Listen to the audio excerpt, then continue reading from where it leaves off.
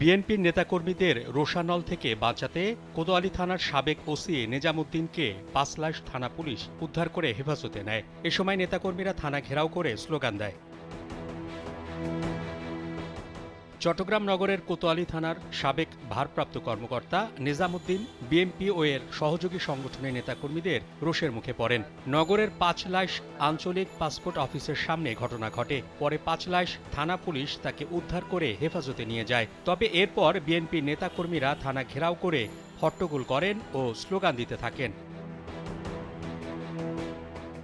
প্রত্যক্ষদর্শী সূত্র জানায়, দুপুরে ব্যক্তিগত গাড়িতে পাসপোর্ট অফিসের সামনে আসেন পুলিশ কর্মকর্তা নিজামুদ্দিন। এ সময় আশেপাশে থাকা বিএনপি ও এর সহযোগী সংগঠনের নেতাকর্মীরা নিজামুদ্দিনকে দেখতে পেয়ে ছুটে আসেন। তখন তার সঙ্গে তাদের হাতাহাতি হয়। মারধরের কারণে তার পরনে থাকা শার্ট ছিঁড়ে যায়।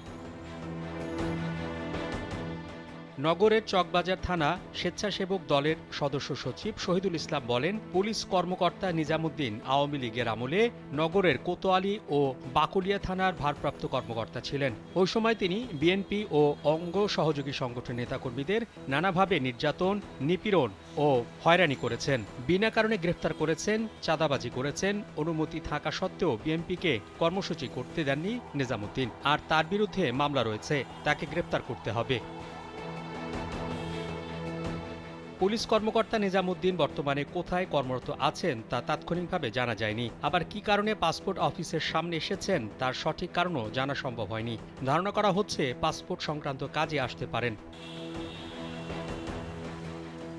নিজামুদ্দিনের সঙ্গে বিএনপি নেতাকর্মীদের হাতাহাতির বিষয়টি নিয়ে কোনো মন্তব্য করতে রাজি হয়নি পাঁচলাইশ থানার ভারপ্রাপ্ত কর্মকর্তা মোহাম্মদ সোলাইমান। তিনি বলেন, নিজামুদ্দিন বর্তমানে পুলিশের হেফাজতে আছেন। এর বেশি কিছু মন্তব্য করেননি তিনি। এদিকে পুলিশ কর্মকর্তা নিজামুদ্দিনের গ্রেফতারের দাবিতে পাঁচলাইশ থানা ঘেরাও করেছে বিএনপি নেতাকর্মীরা। তারা সেখানে বিচারের দাবিতে মিছিল করছেন।